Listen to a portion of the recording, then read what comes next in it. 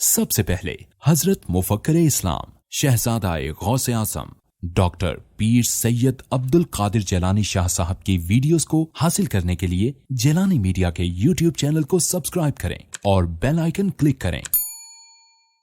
Videos اچھی لگے تو تھمز اپ دیں۔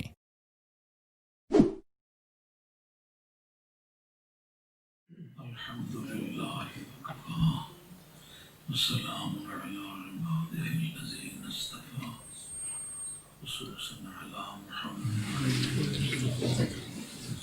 وآلہ وأصحابہ بالصدق والصفاء اما بعد فقد قال اللہ تبارک وتعالی في القرآن المجيد والفرقان الحميد أعوذ بالله من الشيطان الرجيم بسم الله الرحمن الرحيم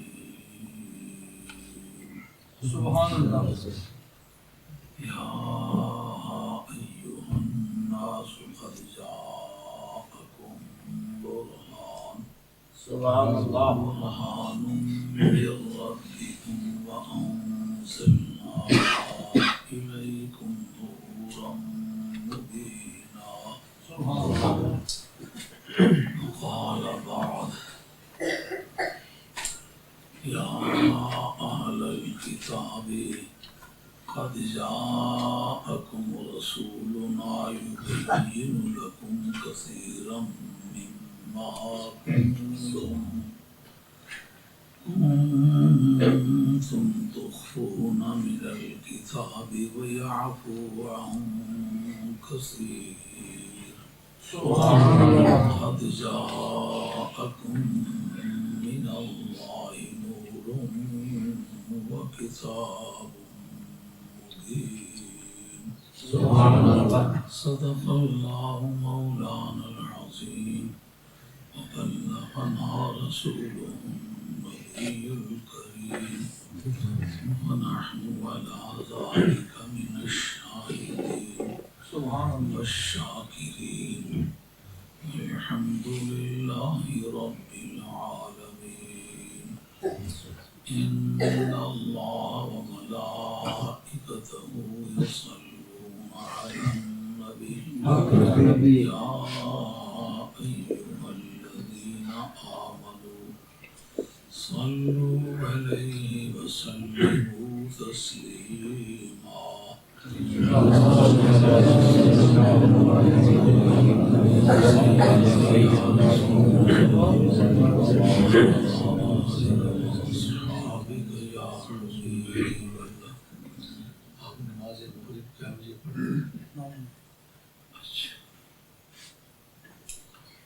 حاضرین کرام،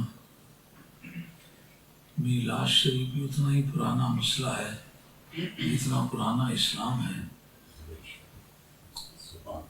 اس میں کوئی نئی بات تو کچھ نہیں کہی جا سکتی، البتہ هو المسک ما کررته یتذوب، یہ ایسی کستوری ہے جو سے گھستے چلے جاؤ نئی نئی خوشبو دیتی ہے۔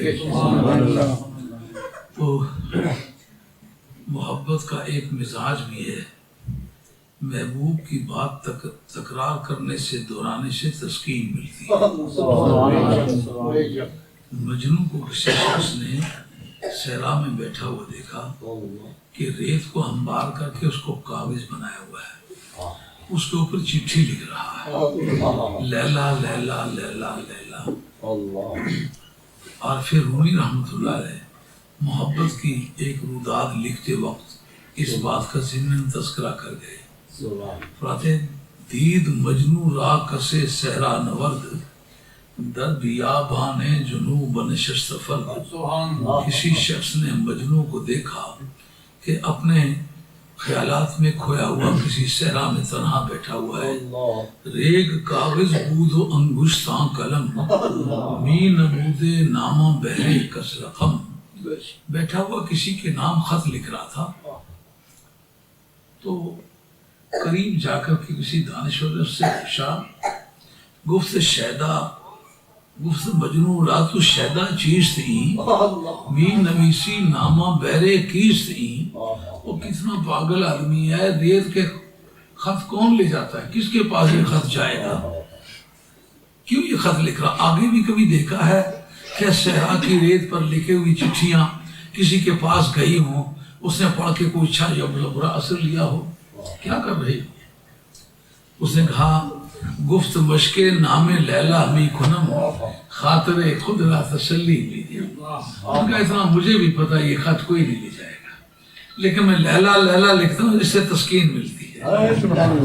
اگر مجنون ایک عورت کا شیدائی ہے، اس کا نام صحرا کے کاغذ پہ لکھے، اس کو تسکین ملتی ہے، تو کلمہ پڑھنے والے کو جب پیغمبر تسلیم کر لیا گیا ہو تو پھر اس صورت میں کلمہ پڑھنے والے کو سرکار کا ذکر کر کے کیوں نہ تسکین ملے. میں نے قرآن مجید کے 2 موقع آپ حضرات کی خدمت عالیہ میں تلاوت کی ہے، اور اتفاق سے دونوں مدینہ طیبہ کی آیتیں ہیں، مکہ شریف میں ان میں سے کوئی بھی نازل نہیں ہوئی. سبحان اللہ. ایک میں فرمایا یا ایھا الناس قد جاءکم، اے لوگوں تمہارے پاس آ گئی ہے برہان من ربکم، تمہارے رب کی طرف سے دلیل. وَأَنزَلْنَا إِلَيْكُمْ نُورًا مُبِينًا، اور ہم نے تمہاری طرف روشن کر دینے والا نور نازل فرمایا. ایک آیت یہ کہہ رہی ہے، اور دوسری آیت کہہ رہی ہے یا اہل الکتاب قد جاءکم رسولنا، یہ لوگوں تمہارے پاس ہمارا رسول آ گیا ہے. درآں حال کے یبین لکم کثیرا مما کنتم تخفون من الکتاب، جو ان بہت ساری چیزوں کو بیان کرتا ہے جو کتاب میں سے تم چھپاتے تھے. فَيَعْفُو عَنْ كَثِيرٍ، اور بہت ساروں کو معاف بھی کر دیتا ہے. قَدْ جَاءَكُمْ مِنَ اللَّهِ نُورٌ وَكِتَابٌ مُبِينٌ.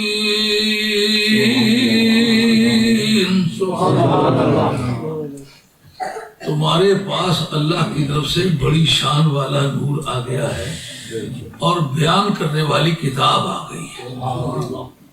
یہ ایک قانون کا ایک ضابطہ ہے کہ کسی امر واقعے کے بارے میں اگر کوئی تفتیش مطلوب ہو تو نقشہ موقع واردات بنانا پڑتا ہے. اگر کوئی پولیس کا آدمی یا کوئی لوئر یہاں بیٹھا ہوا جو عدالتوں میں پریکٹس کرتا ہے تو یہ بات اس کے خاص مطالعے کی ہے، ایک اکرنس ہو جاتی ہے، اور عدالت میں بیٹھے ہوئے لوگوں نے تو اس واقعے کو دیکھا نہیں ہوتا، پولیس نے بھی اس واقعے کو دیکھا نہیں ہوتا. تو یہ کہ اس شخص نے وار کیا ہے، اس کو وار لگا ہے، اتنا زخم ہوا ہے، یہ ثابت کرنے کے لیے کہ سچ مچ وار اسی نے کیا ہے اور سچ مچ یہ وہی مجرم ہے، اور جو انجرڈ پارٹی ہے وہ یہ شخص ہے.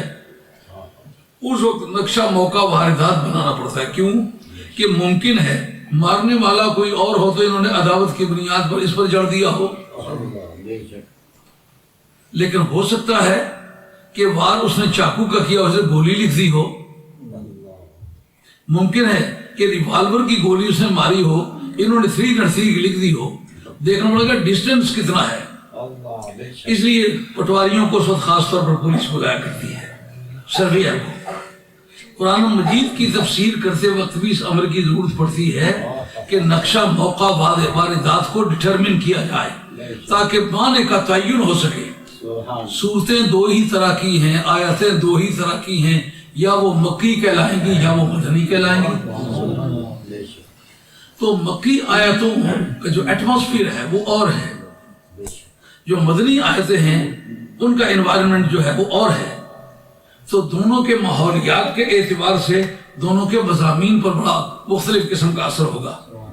جیسا میں ایک بات اپنے گھر میں کھڑے ہو کے کہتا ہوں، میرا ایٹماسفیئر وہ ہے جو فیملی سے گفتگو کرنے کا ہے، تو میرا ایٹیچیوڈ اگر ایسا نظر آئے کہ جیسے صحرا میں کوئی بات کر رہا ہو، یا اکھاڑے میں بات کر رہا ہو، یا میدان کارزار میں بات کر رہا ہو، تو یہ بات جھچے گی نہیں۔ نقشہ موقع واردات اس کی تردید کر دے گا کہ یہ سین میں کھڑا نہیں ہے، بات کا جو انداز ہے بتاتا ہے یہ میدان کارزار میں ہے، دشمنوں کی صفوں کے سامنے کھڑا نہیں ہے۔ تو انوائرمنٹ کی تبدیلی سے، ایٹماسفیئر کی تبدیلی سے، ماحولیات کی تبدیلی سے معنی پر اثر پڑتا ہے۔ یہ بات آپ کو یاد رکھیں۔ اب اس نقطۂ نگاہ سے ہم اس پر غور کریں گے کہ بات چل رہی ہے سرکار کے میلاد کی، قصہ چھڑ گیا ہے نور کا، آیتیں ہیں مدینہ شریف کی، ان سب باتوں کو ہم نے کنیکٹ کرنا ہے کہ حضور کے میلاد کے چیپٹر میں نور کی بحث چھڑی کیوں؟ جس سے کوئی بندہ پیدا ہوتا ہے تو بندے کی پیدائش کے وقت بندے کے طور پر اس کا ذکر کیا جاتا ہے۔ جیسا موسیٰ علیہ السلام پیدا ہوئے تو اس وقت جو آیا اور دھایا تھی فرعون کی طرف سے مامور کی ہوئی، وہ آئیں اور انہوں نے موقع پر آ کر کے دیکھا تو وہ خاتون کہتی ہے اس صاحبزادے کو دیکھ کے میرا دل پسیج آیا ہے، اس کا چہرہ اتنا حسین ہے کہ دیکھ کے یہ ہمت نہیں پڑتی کہ اس کے قاتلوں کو اطلاع کی جائے کہ وہ آ کر اس کو قتل کر دے۔ معلوم سینے کے اندر کوئی ایمان کی رمق بھی باقی رہ گئی ہو، کوئی ایک ٹینج آف ایمان جس کو کہتے ہیں، بالکل کوئی آخری سانس ایمان کا، تو بھی نبی کے بارے میں حوصلہ نہیں پڑتا کہ آدمی کوئی مخالف بات کر جائے، حالانکہ رہتی کفر کے ماحول میں ہے، لیکن اس کی فطرت رہنما ہے، وہ سمجھتی ہے یہ بڑا حسین چہرہ ہے، اس کے قتل کے بارے میں جا کے مشیر بننا یہ کسی ذہین آدمی کا حق نہیں بنتا۔ انہوں نے کہا اس بچے کو کہیں چھپا دے، میں جا کر کے ان کو یہ بتلاؤں گی لڑکی ہوئی ہے۔ تو بعد میں دوسری انسپیکشن کے وقت اس کے دوسرے سینئر لوگ جو آتے تھے وہ دیکھتے تھے، اب اس کو یہ ڈر ہوا کہ وہ سینئر لوگ جب آ کے دیکھیں گے تو یہ لڑکا ہے۔ ان کا جتنی دیر میں اس کی بچت کے لیے کوئی کام کر سکتی ہوں اتنی دیر مجھے تو کرنا چاہیے، بعد میں جو دیکھا ہوگا دیکھا جائے گا۔ جس وقت وہ لوگ آئے تو حضرت موسیٰ علیہ السلام کی والدہ ماجدہ یوحانس نام ہے، یوحانس، یہ آپ کے بٹنا ٹینٹ والوں کو یاد ہوگا۔ ایک مرتبہ آپ کے ایک فقیر سے ساتھی نے مجھ سے پوچھا تھا اور میں نے کہا مجھے نہیں اس وقت یاد، تو میں دیکھ کے بتلاؤں گا۔ یہ کہنا کہ القول لا عالم من العلم، یہ کہنا بھی علم ہے کہ یہ کہہ دے مجھے نہیں پتا، تاکہ بوگس قسم کی انفارمیشن قوم کو فیڈ نہ کی جائے۔ یوحانس نام ہے۔ جب دوبارہ ان کی ٹیم آئی دریافت کرنے کے لیے تو وہ امر الہی جناب سیدہ کو اطلاع ہوئی کہ اس کو تو آگ میں پھینک دے، تو آپ کی والدہ یوحانس پیغمبر تو ہے نہیں، ان کو اطلاع کیسے ہوئی؟ معلومہ کبھی نبیوں سے تعلق رکھنے والے بندگان خدا کا تعلق ایسا بن جاتا ہے جس سے نبی کو بر وقت اطلاع ہوتی ہے، ایسے ولی کو بھی بر وقت اطلاع ہوتی ہے۔ اس لیے اگر کوئی کہہ دے کہ حضرت امام حسن امام حسین کے بعد جبریل آئے تو حیرت سے کیوں دیکھتا ہے؟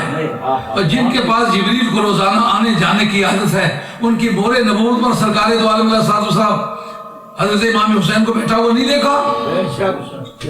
یہ امام حسین کے لیے نئی بات ہوگی کہ ان کو دیکھ لیں، لیکن جبریل کے لیے تو نئی بات نہیں ہوگی کہ انہوں نے حسین کو دیکھا ہو۔ جیسے آپ کے پاس آ کر کے فرشتے نے اطلاع کی اس کو آگ میں پھینک دے، اٹھا کر کے حضرت موسیٰ علیہ السلام کو تنوری میں پھینک دیا۔ یہ امام نصفی رحمۃ اللہ علیہ نے جو مذہب آل سنت کی بڑی نامی اور مشہور تفسیر ہے، سنیوں حنفیوں کی تفسیریں ہی دو ہیں، یا کشاف ہے، مگر اس کا مذہب چونکہ معتزلہ ہونے کی وجہ سے سنی اس کو اپنی تفسیر نہیں سمجھتے، مذہب المعتزلہ ہے، دعویٰ وہ اسی سے کرتا ہے جیسے موجودہ وقت کے بہت سارے لوگ عقیدے میں ابن تیمیہ کا عقیدہ رکھتے ہیں اور کہتے ہیں ہم حنفی ہیں۔ یہ سمگلنگ بڑی پرانی ہے، وہ 6 صدی کا آدمی ہے اور اس نے یہ کہا ہے میں حنفی ہوں لیکن ہے معتزلہ.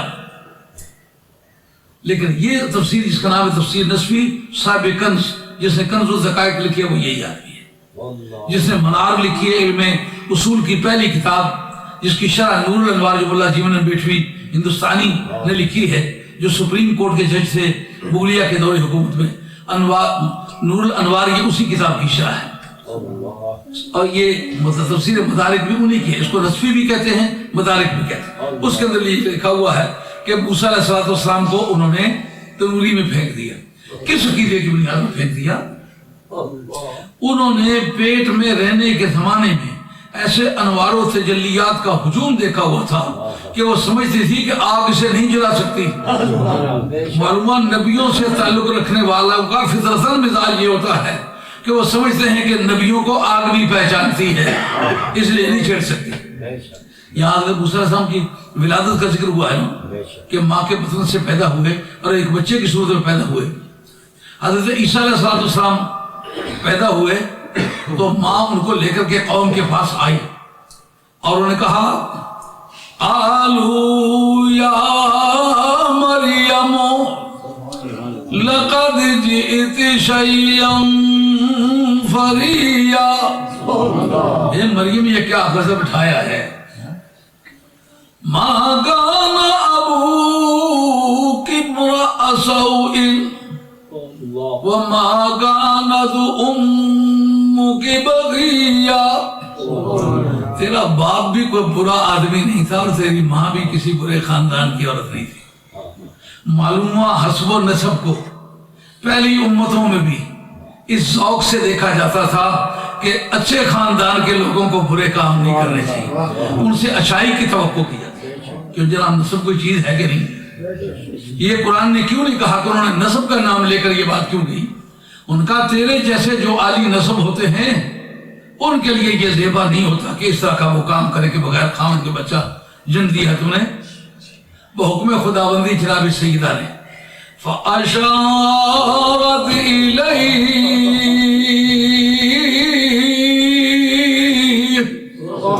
اشارہ کیا. اب اس سے پہلے تو حضرت عیسیٰ علیہ السلام نے کوئی بات نہیں کی ہوئی تھی. مائی صاحبہ نے کوئی پریویس پریسیڈنٹ کے بغیر، سابقہ کسی نظیر کے بغیر فل کانفیڈنس سے اشارہ کرنا کہ یہ خود جواب دے گا. معلومہ راز ان کے بھی علم میں ہے، راز ان کے بھی علم میں ہے. اس لیے وہ جانتی ہیں کہ نبی کے ساتھ اگر نبی چپ رہے تو چپ رہے، بات کرنے پہ آئے تو گہوارے میں پڑا ہوا بات کر سکتا ہے. اس لیے حضرت سیدہ آمنہ خاتون فرماتی ہیں اولا ما ولدت رسول اللہ صلی اللہ علیہ وسلم تکلم. جو ہی میں نے سرکار کو جنم دیا تو سرکار نے بات کی. بات کیا تھی؟ رب حبلی امتی، رب حبلی امتی، مولا کریم میری امت کو معاف فرما دے. علامہ راضی نے یہ ترجمہ نہیں کیا کہ میری امت کو معاف کر دے.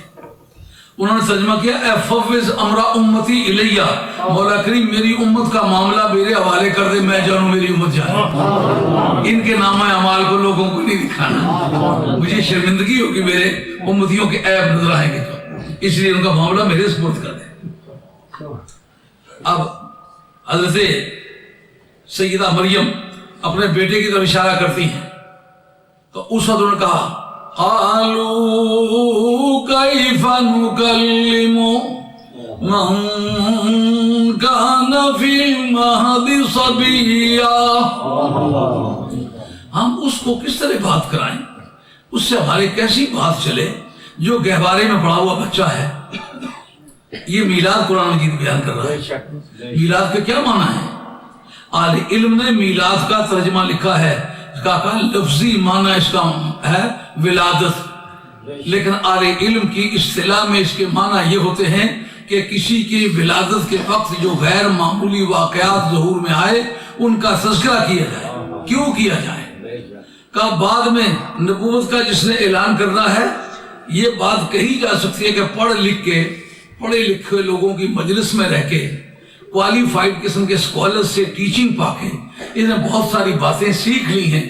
اب یہ بات کر رہا ہے کافی لوگوں سے سیکھنے کے بعد ان کے منہ بند کرنے کے لیے نبی کے وہ واقعات جب نبی کی اپنی زبان بند ہے ماں کی گود میں ہے، اس وقت کے واقعات کہ بڑے ہو کے جو جادوگر کا الزام دو گے، اس وقت کیا الزام دو گے؟ اس وقت تو کہو گے کسی سے سیکھ کے آیا ہے، اب کیا کہو گے ماں کے پیٹ سے سیکھ کے آیا؟ آئی بات خیال میں؟ میلاد کے واقعات کیوں بیان کرنا ضروری ہے؟ کہ بعد کے واقعات پر منکرین نے جادو ہونے کا الزام دیا ہے، کہانت کا الزام دیا ہے، فالگوئی کا الزام دیا ہے، ڈیوائننگ کا الزام دیا ہے، پروفیسی کا الزام دیا، لیکن جس وقت کہ ماں کی گود میں ہو سکتا الزام کا کوئی چانس نہیں ہے۔ جو ہی انہوں نے کہا اس سے بات کس طرح کریں، یہ تو گہوارے میں پڑا ہوا بچہ ہے، اس کی تو کوئی مثال نہیں کہ بچے اپنی باتوں کا خود جواب دیں، اور جو بات ہم سے اس سے پوچھنا چاہتے ہیں وہ اس کی ولادت سے پہلے کی ہے۔ اس جگہ جناب سیدہ مریم کا عقیدہ دیکھنے والا ہے کہ جناب سیدہ نے اس بات کی جواب دہی کے لیے کہ جو خامد کے ذریعے سے بچے کی آمد کا وقت ہوتا ہے اس کا تو گواہ میں کوئی پیش نہیں کر سکتی، اب میں اپنی صفائی کس طرح بیان کروں؟ صفائی کا گواہ پیش کرتی ہوں اس کو جو اس وقت آئی نہیں۔ اس سے ماننا پڑے گا کہ جناب مریم کا عقیدہ یہ ہے کہ نبی اپنی ولادت سے پہلے کے واقعات کے گواہ ہو سکتے ہیں۔ حضرت عیسیٰ علیہ السلام بول اٹھے اور کہا قال انی عبد اللہ۔ میراث شریف کا بیان ہے، قرآن چل رہا ہے، کہو گے کہ میلاد شریف بیان کرنا منع ہے؟ یہ میلاد ہے نا، اور کون بیان کر رہا ہے؟ رب بیان کر رہا ہے، قرآن کر رہا ہے۔ پھر یہ کہنا تو صحیح نہیں ہوگا جی میلاد شریف بیان کرنے کا ذکر تو قرآن میں کہیں نہیں ہے، یہ قرآن میں ہے۔ کہتے ہیں قال انی عبد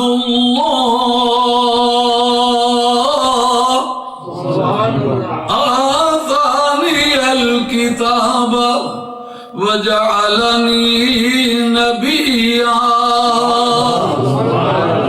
کہا میں اللہ کا بندہ ہوں۔ یہ کیوں نہیں کہا جو تم الزام میری ماں کو دیتے ہو وہ غلط ہے؟ یہ فن بلاغت کا ایک قاعدہ ہے، جس کلمے کو مذمت کے لیے استعمال کیا جا سکتا ہے اس کلمے کے ساتھ نفی بھی لگا کر مدح میں ذکر نہیں کیا جا سکتا۔ جیسا کہ کوئی کسی کی تعریف کرے کہ یہ بیوقوف نہیں ہے، یہ الو کے پٹھے نہیں ہیں، یہ پھیشی سی ناک والے نہیں ہیں، یہ چھوٹی چھوٹی چونٹی کی طرح آنکھوں والے یہ نہیں ہیں، یہ بھونے سے نہیں ہیں، نہیں کہتے وقت اگر یہ ساری باتیں کہہ دے، جیسا کہ ایک مرتبہ آج سے کوئی 50-60 برس پہلے کی بات ہے، میں اس وقت طالب علم تھا تو دیکھا ایک جلسہ ہوا، ایک نعت خان نے پڑھ دیا کہ میں نہیں کہتا کہ افسر سارے رشوت خور ہے، میں نہیں کہتا کہ چوکیدار سارے چور ہیں، میں نہیں کہتا وزیر خارجہ نادان ہے، میں نہیں کہتا کہ وہ خلیفہ شیطان ہے، نہیں کہتے سب کچھ کہہ گیا۔ اب سیدہ مریم کا چیپٹر ہے، دیکھیں ماں کے پیٹ میں کوئی ایسی یونیورسٹی نبیوں کے لیے ہوگی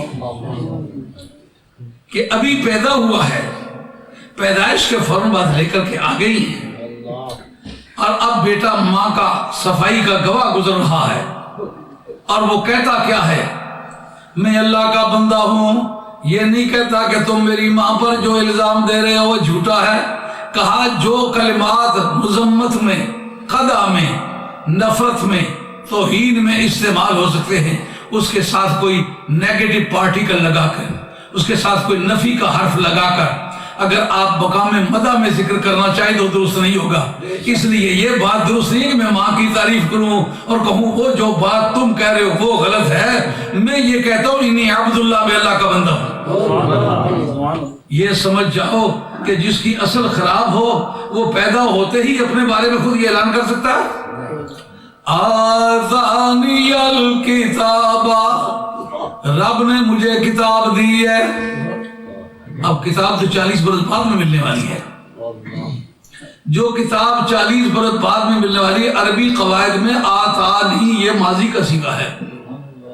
اس نے مجھے کتاب دی ہے، جس کا میں بندہ ہوں نا اس نے مجھے کتاب دی ہے، حالانکہ کتاب دی جانے والی ہے، ابھی ملی تو ہے نہیں۔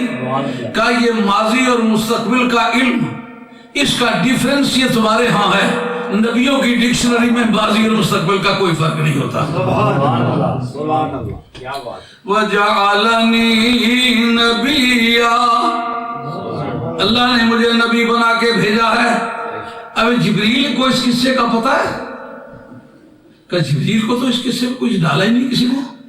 کیا مطلب نکلا کہ تم کہتے ہو جب تک فرشتہ نہ آئے نبی کو پتہ ہی نہیں۔ نبی کہتا ہے نبی اور رب کے درمیان ایسا رشتہ ہے کہ فرشتے کو پتہ ہی نہیں۔ بات سمجھ آئیے، یہ میلاد ہے۔ اور کہتے ہیں میلاد تو میلاد السلام کیوں پڑھتے ہو؟ عیسیٰ علیہ السلام کا ذکر کرتے وقت کہا السلام علیہ یوم ولدت و یوم اموت و یوم ابعث حیا، اس دن بھی مجھ پر سلام جس دن میں پیدا ہوا۔ تو میلاد اور سلام دونوں اکٹھے ہوئے نہ ہوئے؟ اس دن مجھ پر سلام جس دن میں، کیوں بھی دوستو کتنا زمانہ بدعقیدہ لوگوں کے پیچھے نمازیں پڑھی ہے، کسی نے یہ بات آپ کو بتلائی ہے کہ میلاد اور سلام اکٹھے ہی آئے ہیں؟ السلام علیہ، کوئی اور سلام پڑھتا قیمت اور تھی، نبی خود کہتا مجھ پر سلام۔ قرآن نے یہ نہیں کہا اس نے غلط کام کیا ہے، قرآن آگے بتلائے گا کہ اس نے کام یہ ٹھیک کیا۔ اس دن بھی مجھ پر سلام جس دن دنیا میں آیا، اس دن بھی سلام جب دنیا سے جاؤں گا، اور قیامت کی گرمی میں جب نفسی نفسی پڑی ہوگی اس وقت بھی مجھ پر سلاموں کے گجرے پیش کیے جا رہے ہوں گے، اس دن بھی مجھ پر سلام۔ اب رب یہ بتانے کے لیے کہ اس نے یہ کام ٹھیک کیا کہ نہیں، یحییٰ علیہ السلام کا ذکر چھیڑ دیا، وَسَلَامٌ عَلَيْهِ يَوْمَ وُلِدَ وَيَوْمَ يَمُوتُ وَيَوْمَ يُبْعَثُ حَيًّا، اس دن بھی سلام جس وقت اس کی ماں نے اس کو جنم دیا، اس تاریخ بھی سلام جب دنیا سے جائے گا، اس تاریخ بھی سلام جب اٹھایا جائے گا۔ معلوم نبیوں کا آنا جانا سلام ہی سلام ہے۔ اس جگہ امام نصفی نے ایک بڑی قیمتی بات کی، جیسا کہ آپ کو کوئی علی کا نام لینے سے ہی منع کرتا تو آپ نعرہ حیدری نعرہ حیدری، ادھر سے بھی ادھر سے بھی چلو نعرہ حیدری نعرہ حیدری، اس کا مطلب کیا ہوتا ہے؟ اس کا گھر تو برا ہی سو گیا۔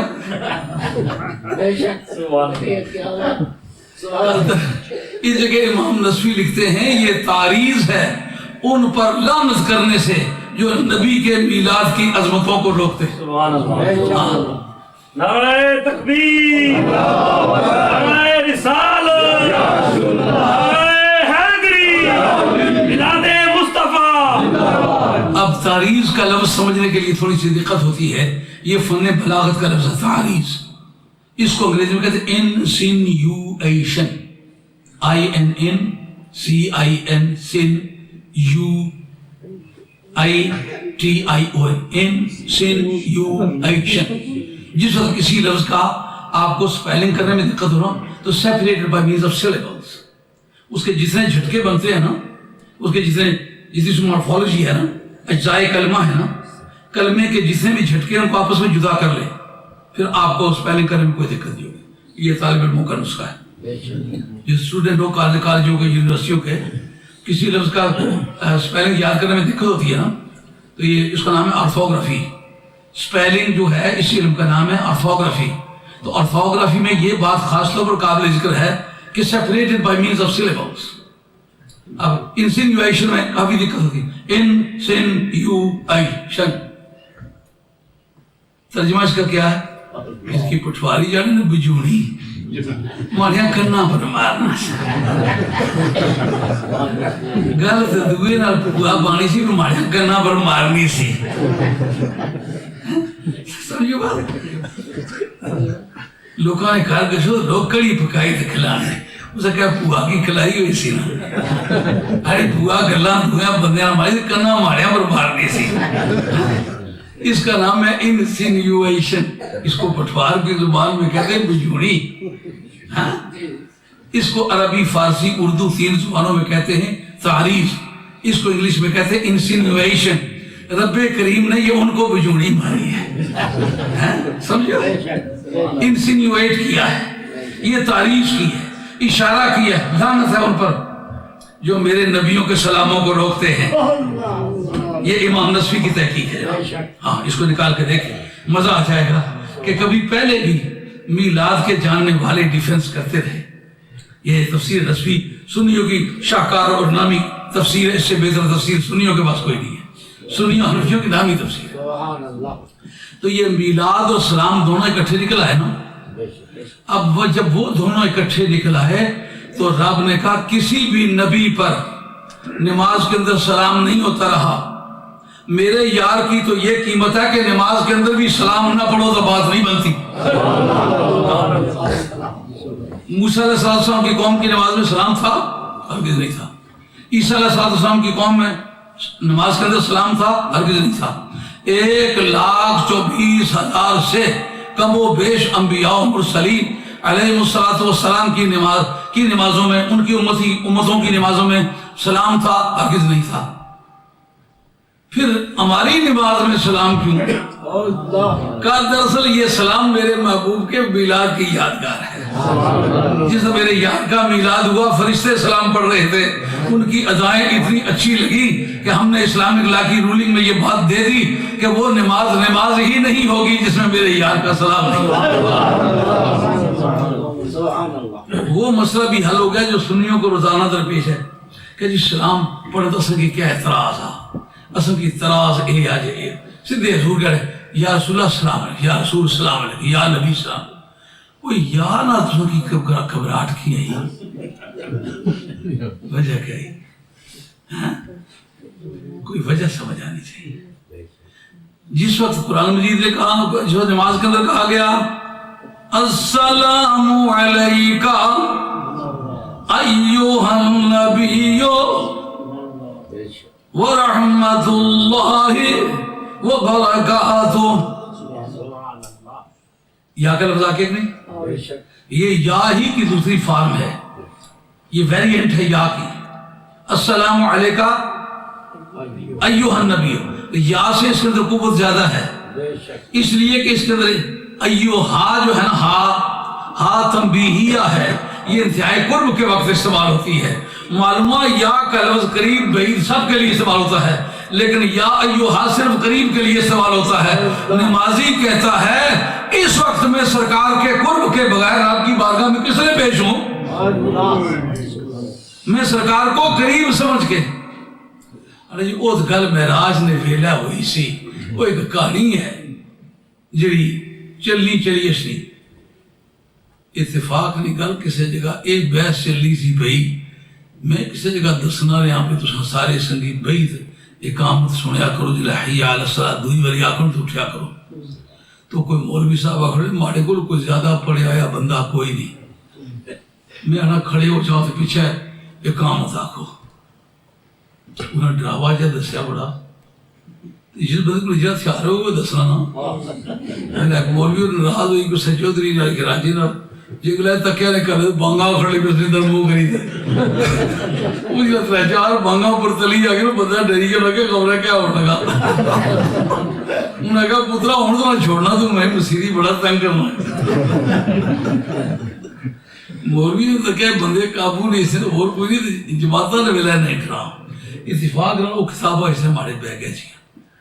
جسے یہ مسئلہ لکھا ہے یہ بھی لکھا ہے, یہ ایک چیپٹر ہے جسے لکھا بھی جلے بندہ تحیات بھو ہے السلام علیکہ ایھا النبی آکھا, اس ویلے وہ کہانی سمجھیت آکھا جی معراج جو اسی یا اے سمجھیت آکھا میں سرکار کی بارگاہ حاضر ہوں.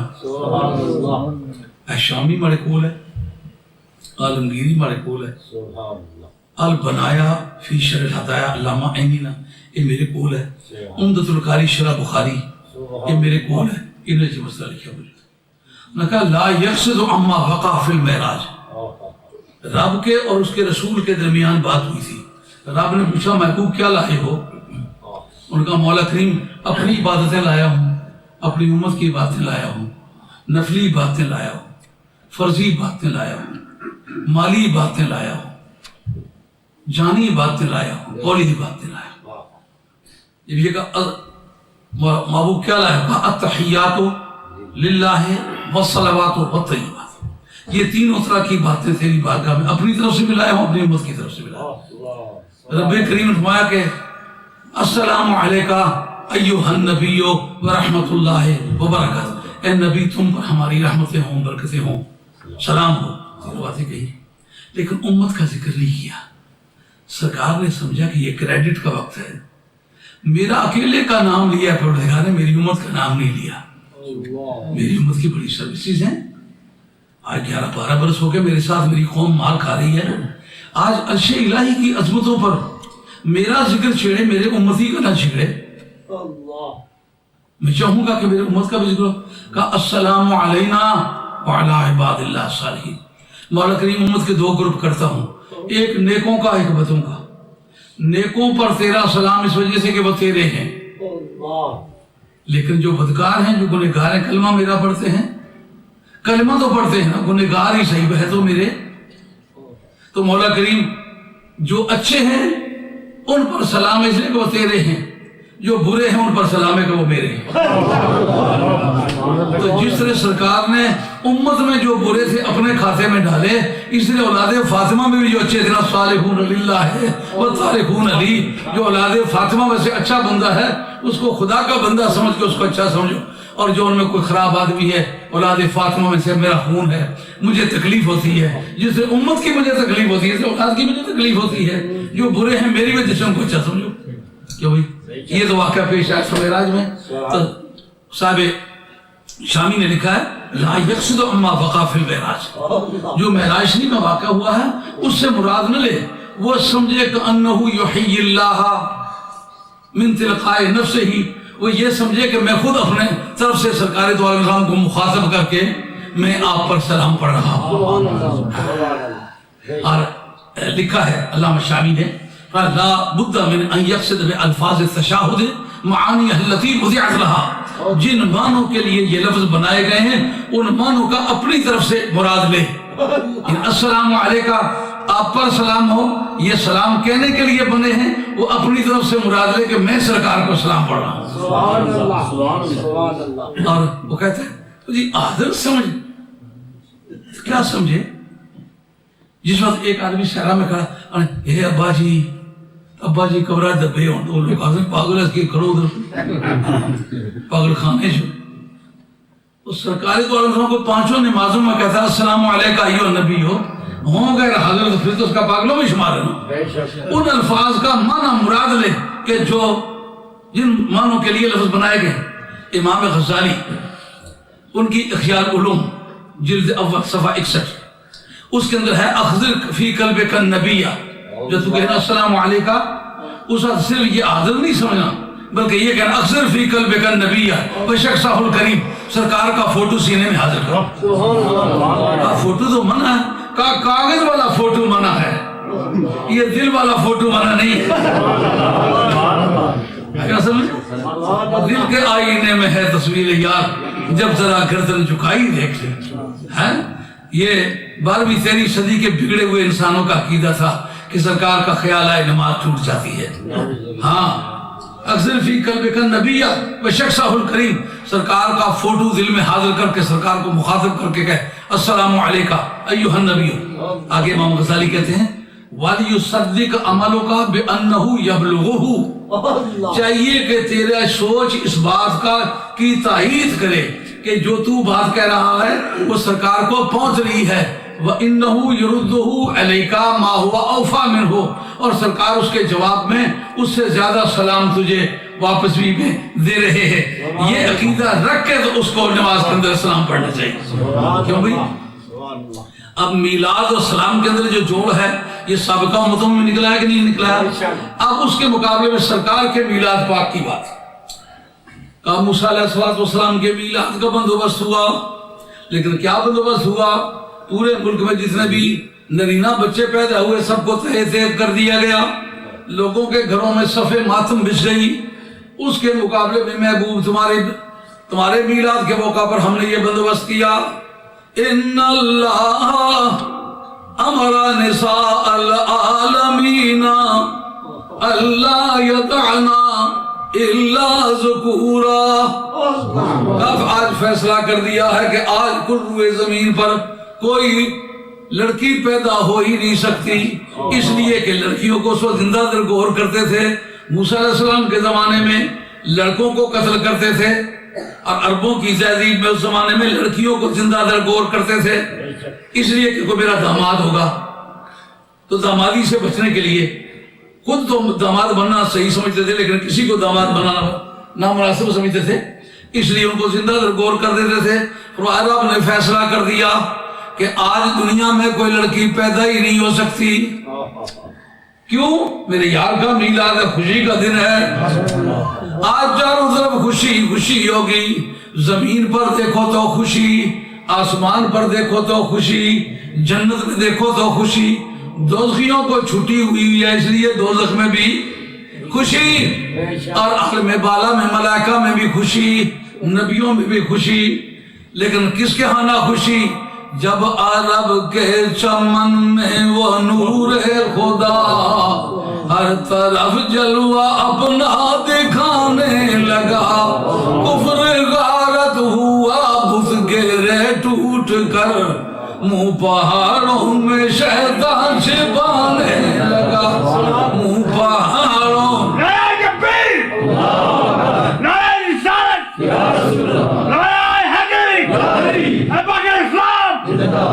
یہ بات تو آپ کی سمجھ میں آنے لگی ہوگی کہ اس وقت خوشی خوشی ہے، نہ خوشی ہے تو صرف ایک شیطان کے ہاں۔ لیکن اولیاء اس کا کیا بتایا امام قسطلانی نے؟ کہا دیکھا کچھ لوگوں نے مکے والوں نے کہا کہ بزرگ تشریف لے جا رہے ہیں، سر گنجا ہے، مونچھیں چٹ ہیں، آنکھیں چھوٹی چھوٹی ہیں، چہرے پر خشکی کا سیلاب ہے،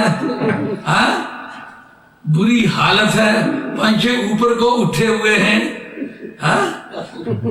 عجیب نقشہ، داڑھی ایسی ادھری ہوئی ہے کہ اگر کسی بلڈر کو بھی لگاؤ تو 4 سال میں برابر نہ کر سکے۔ کسی نے پوچھا بزرگ آپ کون ہیں؟ انہوں نے کہا ماں بدولت کا نام ابلیس ہوتا ہے۔ یہ کیا قصہ ہے؟ انہوں نے کہا ادھر میلاد ہو رہا ہے، آپ میں ادھر جا رہا ہوں، میلاد ادھر ہو رہا ہے، میں ادھر جا رہا ہوں، اور میلاد کی طرف کیوں نہیں جاتے؟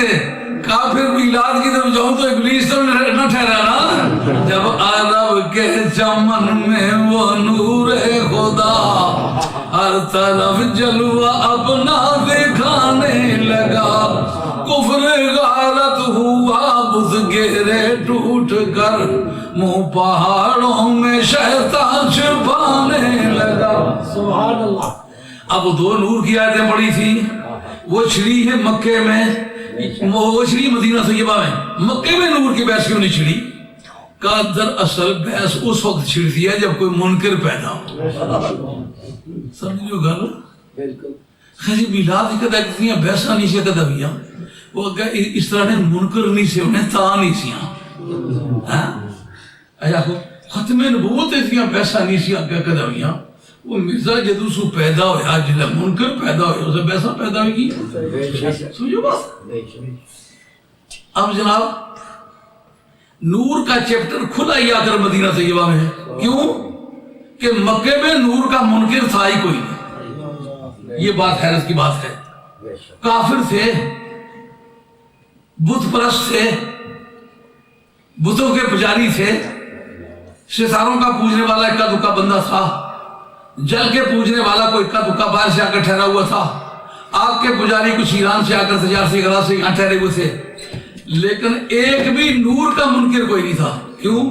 سرکار کے میلاد پاک کے موقع پر نور اندر نور باہر کوچا کوچا نور ہے، بلکہ یوں کہیے کہ سب دنیا کی دنیا نور ہے۔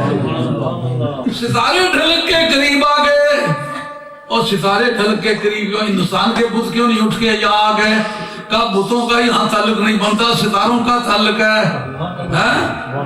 نہریوں کا دور تھا، دل جل رہا تھا نور کا، تجھ کو دیکھا ہو گیا ٹھنڈا گلے جا نور کا، تجھ کو دیکھا ہو گیا ٹھنڈا گلے جا نور کا.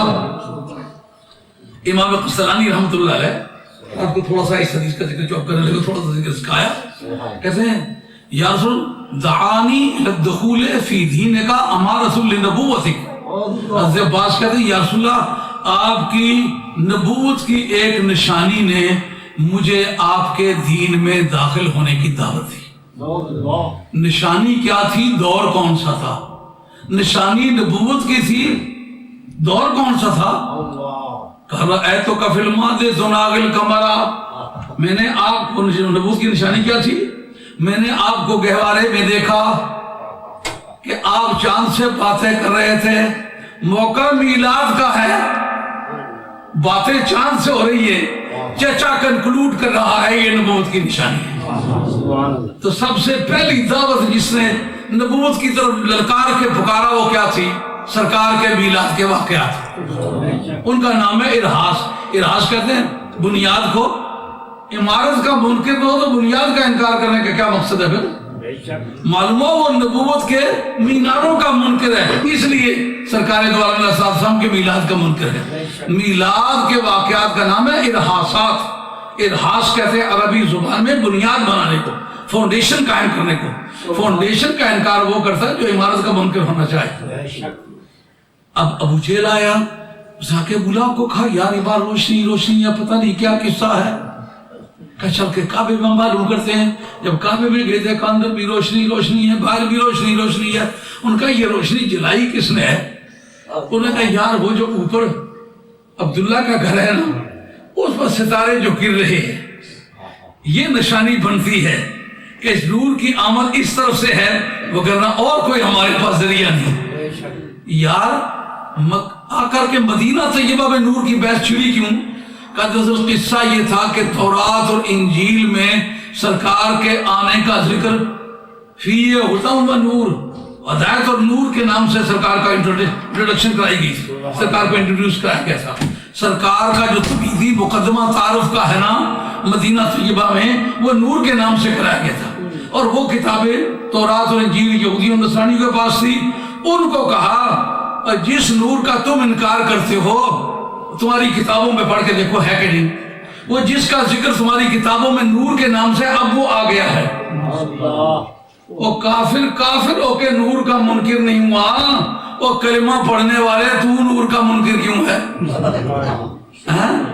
اگر مکے میں بات یہ نہیں چھڑی مطلب وہ منکر وہاں نہیں تھا. تو پہلے منکر نور کے یہودی تھے اور نصرانی. اب ہم پوچھتے کی پوزیشن میں ہیں کہ نہیں؟ یار یہ رسالہ تو یہودیوں کا ہے، نصرانیوں کا ہے، تمہیں کس نے ہاتھ لگا ہے؟ عجیب باری کو صحیح لگا ہے. یا پتر ہونا چاہیے نا، یا تھی ہونی چاہیے، یا بوٹی ہونی چاہیے. وہ تو کیا لگنا ہے؟ یہودیاں نصرانیاں تو آئی کیا رشتہ داری ہے؟ یہ میرے ساتھ یہودیاں نہ ہے، یہودیاں کو کچھ لگنا ہی تھا تمہاری لبائی تھا لگے نا لب ہے کس طرح. اب سمجھ، کیونکہ بات ہی شروع ہوئی ہے یا اہل الکتاب قد جاءکم رسولنا، اے اہل کتاب ہمارا وہ رسول آ گیا ہے جو بہت ساری چیزیں جو تم چھپاتے تھے وہ بتاتا ہے، بہت ساروں کو معاف کر دیتا ہے. ٹو بی مور پریسائز یہ اوپینین کلاس ہے. یہ قد جاءکم من اللہ نور، حاصل معنی یہ ہے کہ نور ہے، آ گیا ہے، اب پردے میں کچھ نہیں رہے گا. تو معلومہ نور کی بحث یہودیوں اور نصرانیوں کو مخاطب کر کے چلی کہ وہ نور کے منکرو. کل تک تو اس کے مخاطب صرف یہودی اور نصرانی تھے اور نور کے منکرو. اب کلمہ بھی پڑھے، انکار بھی کرے، کعبہ کا حج بھی اور گنگا کا اشنان بھی، تاکہ اللہ خوش رہے راضی رہے شیطان بھی. کلمہ بھی پڑھتا ہے، نور کا بھی انکار کرتا ہے. وقت اختتام پذیر ہو گیا، معذرت خواہ ہوں، شاید 3-4 منٹ اوپر ہو گئے. اب آپ کی خدمت عالیہ میں میں آخری جملہ یہ عرض کروں گا کہ سرکار کا میلاد پاک ابتدا سے منایا جاتا رہا ہے. سبحان اللہ. وہ پٹواری ہے دیوں لے گی چاہتے چیروں نہیں کوئی نہیں. نماز مغرب کا وقت ہے. ویسے مسئلہ یہ ضرور سمجھ لو کہ نماز مغرب کے بارے میں جو ہمارے انہوں نے نمازوں تو بات کری گیا ویسے بولنا بہت کیسے کام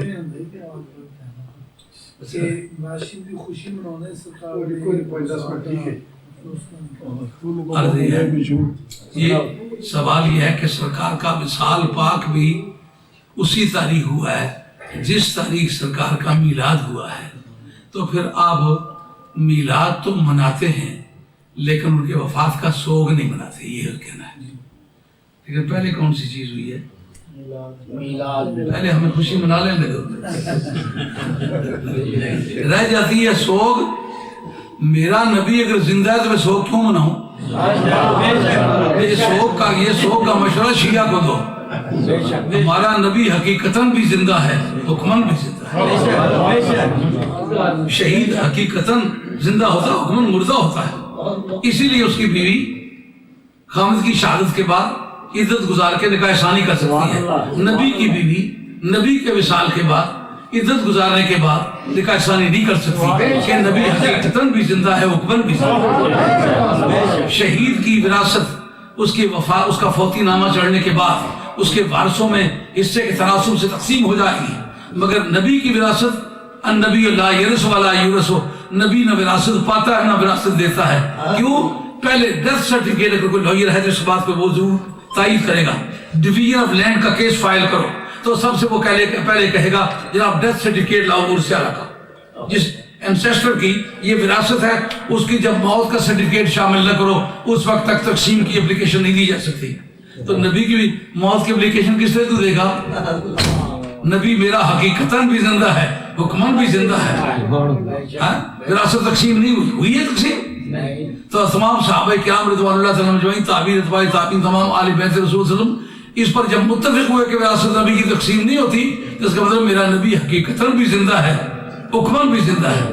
جو تو مرزے کا اگر امتی ہے تو پھر اس کا سوگ منا, ہمارا نبی تو زندہ ہے.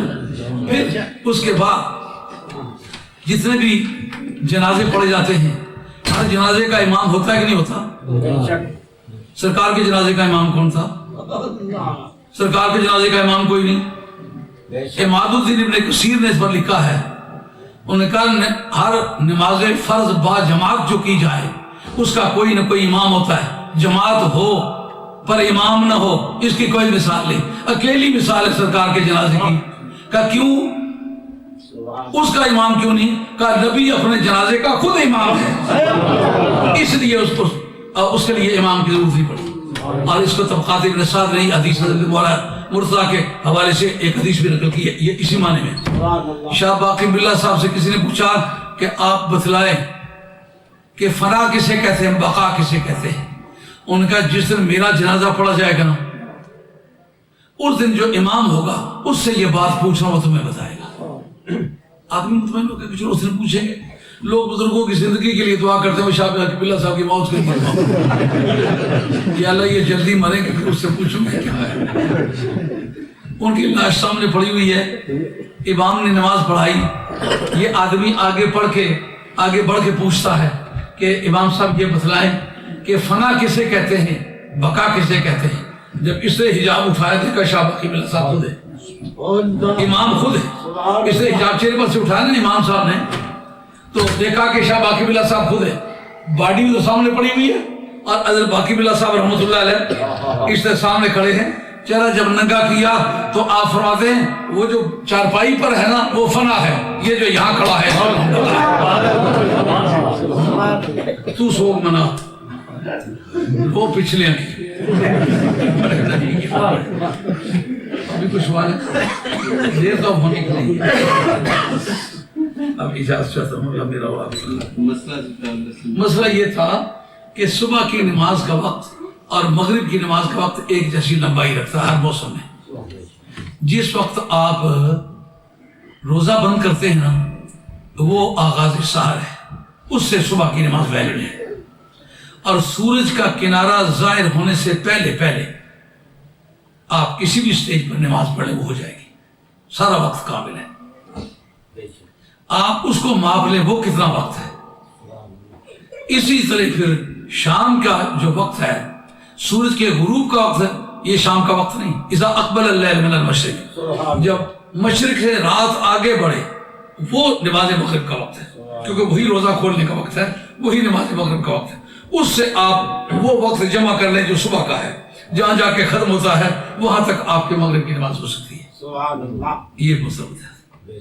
تو آج تقریباً 1 گھنٹہ اور 35 منٹ وقت بنتا ہے صبح کا کم از کم، تو اتنا ہی وقت بنتا ہے اس کا. اس کے بعد پھر عشاء شروع ہو جاتی ہے. جب تک عشاء شروع نہیں ہوتی، عشاء اور مغرب کے درمیان کوئی تیسرا وقت نہیں ہوتا کہ وہ کوئی وقت ہے نہیں.